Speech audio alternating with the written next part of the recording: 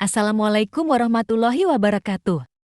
Perkenalkan, saya adalah calon guru penggerak Angkatan 11 dari Kota Banjarmasin. Pada kesempatan kali ini, saya akan menyampaikan koneksi antar materi, kesimpulan, dan refleksi pada modul 1.1.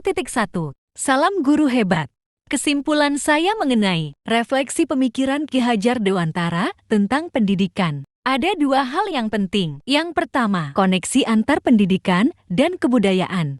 Menurut Bapak Ki Hajar Dewantara, pendidikan adalah tempat persemaian segala benih-benih kebudayaan yang hidup dalam masyarakat berkebangsaan. Menurut beliau, untuk mencapai sebuah kebudayaan yang kita inginkan adalah melalui pendidikan.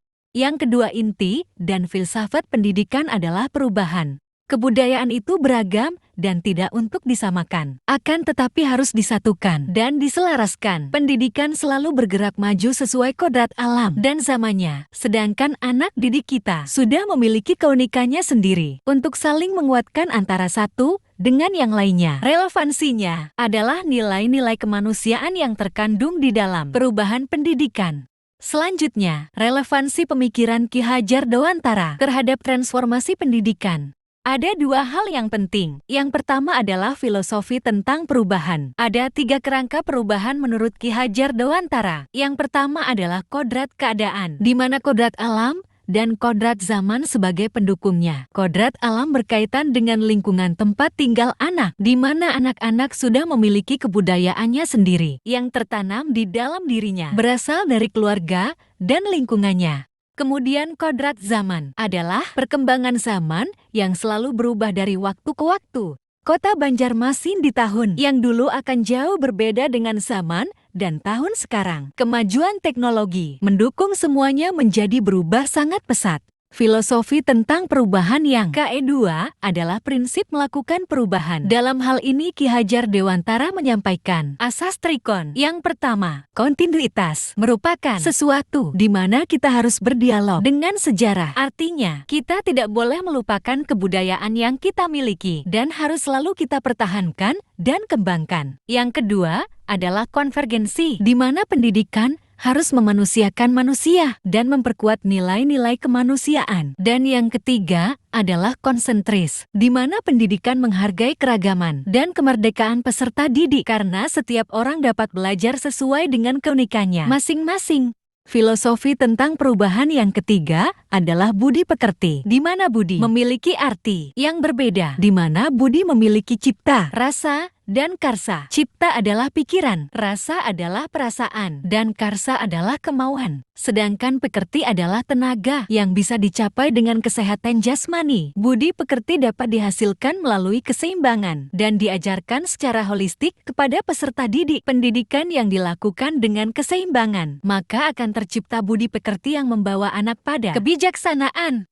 Merupakan relevansi yang kedua atas pemikiran Ki Hajar Dewantara, di mana menurut beliau pendidikan dan pendidik harus memandang anak dengan rasa hormat. Pendidikan juga harus berorientasi pada anak sesuai dengan salah satu asas dari taman siswa, di mana bebas dari segala ikatan, dengan suci hati mendekati sang anak, tidak untuk meminta suatu hak, namun untuk berhamba pada anak. Nilai esensial dari seorang pendidik adalah berorientasi pada siswa, di mana pembelajaran yang harus kita siapkan untuk mereka adalah memberikan kebebasan kepada mereka untuk menentukan sendiri pembelajaran yang sesuai dengan minat dan bakat anak.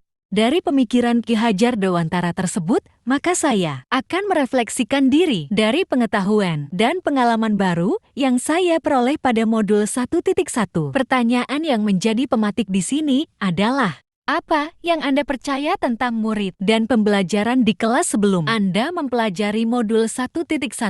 Sebelum saya mempelajari modul 1.1, pada dasarnya pembelajaran yang sudah saya lakukan di kelas sudah berpusat pada siswa. Hanya saja pembelajaran itu tidak ke arah yang seharusnya. Pembelajarannya malah ke arah mencapai tujuan pembelajaran untuk mencapai target kurikulum dan menyamakan pendapat dan pengetahuan siswa secara merata. Sehingga menurut pendapat saya, pembelajaran yang sudah saya lakukan di kelas sebenarnya sudah mengadaptasi tentang pemikiran Ki Hajar Dewantara. Hanya saja tidak sesempurna seperti pemikiran beliau.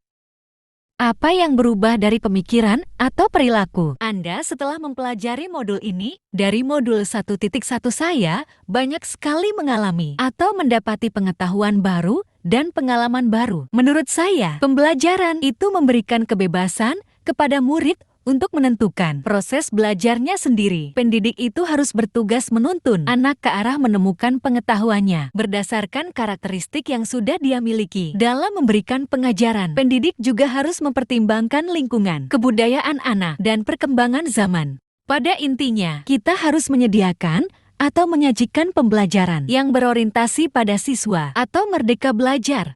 Dan pertanyaan pematik yang ketiga adalah apa yang dapat segera Anda terapkan lebih baik agar kelas Anda mencerminkan pemikiran Ki Hajar Dewantara. Menurut saya, melakukan diagnosis awal untuk mengetahui bakat dan minat yang dimiliki anak, kemudian menyusun dan menyiapkan proses belajar yang sesuai dengan bakat dan minat anak dengan mengandalkan teknologi saat ini, yaitu kemajuan zaman. Kita bisa gunakan segala fasilitas yang ada, baik itu internet, gadget, atau hal-hal yang lain yang mendukung mana minat dan bakat siswa. Kemudian memberikan kebebasan kepada anak untuk memilih atau menggali pengetahuan yang mereka inginkan sesuai dengan minat dan bakatnya. Yang terakhir adalah memfasilitasi proses belajar anak di dalam kelas dengan media belajar yang benar berasal dari lingkungan anak dan lingkungan sekolahnya. Pada dasarnya, banyak sekali pemikiran Ki Hajar Dewantara yang bisa kita terapkan di dalam kelas. Hanya saja untuk segera dilakukan adalah memberikan kebebasan kepada anak untuk menentukan dia ingin belajar apa sesuai dengan bakat